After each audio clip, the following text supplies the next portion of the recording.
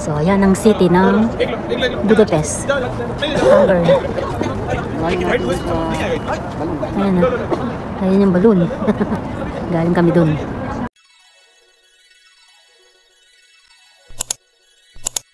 Welcome to my YouTube channel.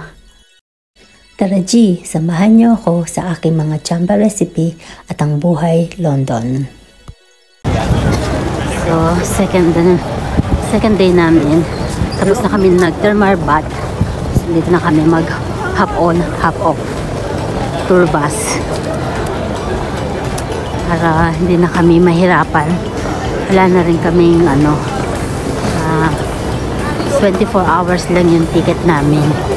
So itong half on, half off para na rin siyang bus ticket namin. Tapos mga tourist spot doon mag-i-stop.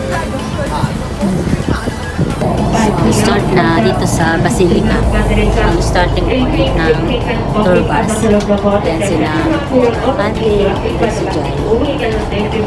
So this building is the Johani Street Synagogue and the Hungarian Jewish Museum are in the same building. So ito rin ang top 10 site of Budapest. Ito rin ang pinakamalaking synagogue sa buong Europe. The synagogue was named after the street. Kung mahilig ka sa history, pwede kang mag-tour dito. Nasa around 30 plus euro ang ticket. Dito na kami sa harap. Pag nag-avail ka ng tour bus, meron dyan na parang earpods or headset. Doon nila sinasabi kung ano yung mga building na dinadaanan namin. So, yun yung mga history ng Budapest. Budapest is actually a merger of two cities, the Buda and the Pest, separated by the Danube River. They were joined together in 1873. Buda is known for its hills and historical cities, while Pest is renowned for its vibrant city life. At well-known din ang Budapest, the City of Baths. Marami itong thermal water spring. Heroes Square is one of the major square in Budapest. So kilala ito sa monument with statues ng kanilang mga important Hungarian national leaders. It's me again, my signature ikot-ikot video. Ito nga pala ang Liberty Bridge or Freedom Bridge. Nagko-connect ito sa Buda and Pest across the Danube River. At ito rin ang the shortest bridge in Budapest Center. Pwede ka rin dito umakyat sa Gellert Hills. So makikita mo ang stunning vistas ng Budapest including the Liberty Bridge. The hill are part of the UNESCO World Heritage Site. Chenyi Bridge. Whew! Hirap bigkasin. I don't know kung tama yung pronunciation ko. Basta, yun na yun. So, doon, another bridge. Yan, another bridge yan.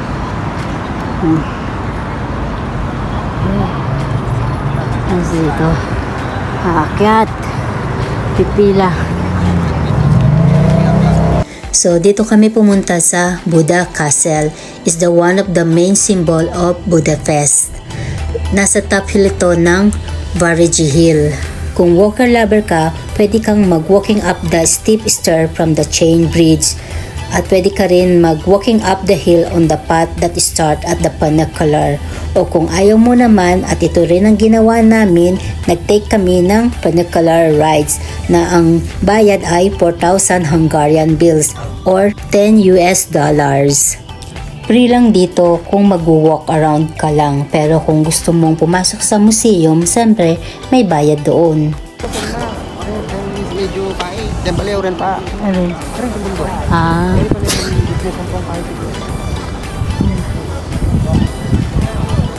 Nangyaynak mo? Ay, no, takalakad na naman yung malapit. So, ayan ang city ng Budapest. Hungary. Ayan na. Ayan yung balloon. Galing kami dun. Kaya yung maragmay mo. Ayan yung hotel. Diyan, banda dyan yung ano namin, hotel.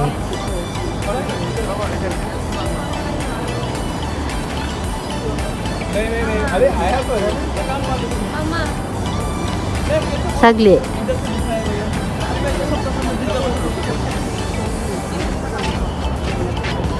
Super lamig ng araw na ito. So dahil kanina pa tayo naglalakad at namamasyal, so kailangan na natin na mag-pee.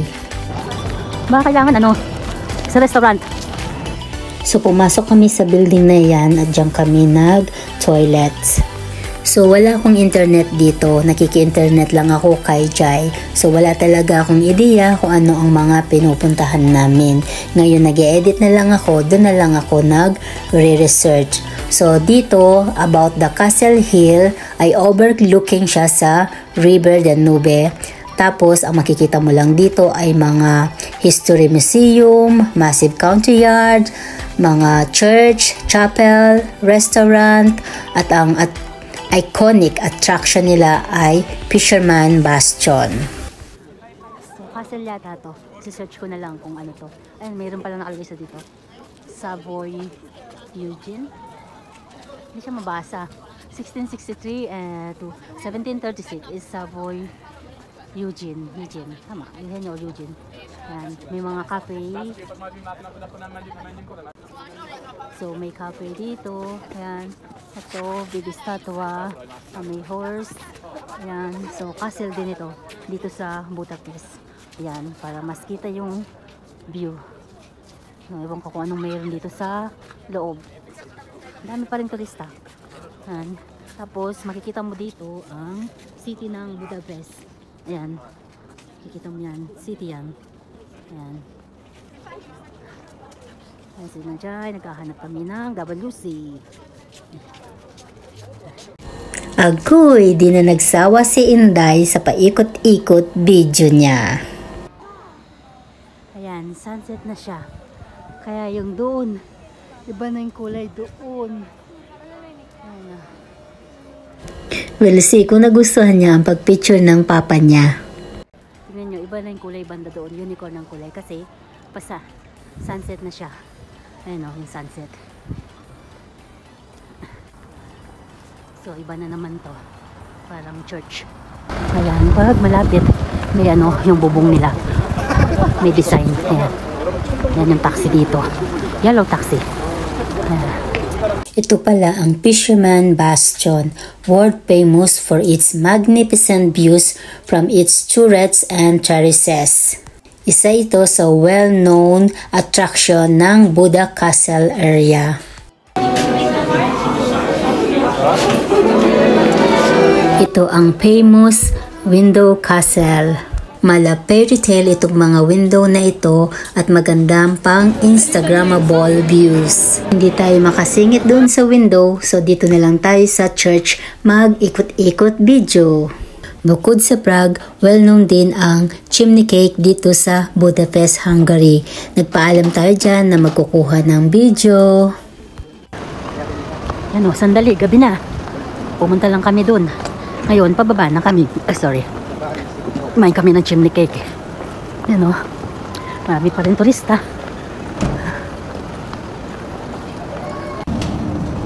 Yan, maanda na siya pataas. Medyo namamahalan ako ng konti dito sa ticket namin. Ang bawat isa kasi sa amin ay 8 pounds something. Pero okay na rin yun kasi maglakad kami, diba? After namin dito, nag-continue kami sa aming tour bus at naglibot kami yung night time naman ng Hungary, Budapest. And this is our last day at umulan din pala ng snow kagabi at di namin namalayan. 11 o'clock. Time to check out. And it's raining again. As I said, 3 cellphone ang gamit ko sa pag-i-edit ko. Kaya heto, nandito na tayo sa last part na. Pauwi na kami dito at nakasakay na kami sa aming airplane na sasakyan papunta ng London. Landed lang namin. Heto, umuusok yung aming hininga. Kikita nyo? Kahit di ako nagsisigarilyo. Umuusok ang mga bibig.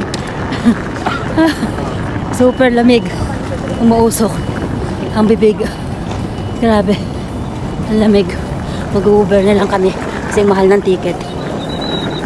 Yan o, parang nag-ice. Sobrang lamig, nag-ice.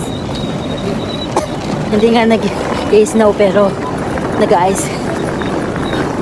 Ano, lahat ng mga tao dito nagsasalita. Umuusok ang bibig. Hindi ka naninigarilyo. Knockdown kami. Ayan. Hindi pa naliligpit. At lamig na lamig. Finally, got home safe. Ayun, nakakain na rin ng rice for how many days na hindi kami nakakain ng rice. So, nag-rice lang kami ngayon. Scrambled egg and tuna and can. That's our dinner. And look, my eyes. So tired. So, holiday is over. Back to reality. May work bukas. Hanggang sa muli. Our next travel. 2 years, 3 years? We don't know.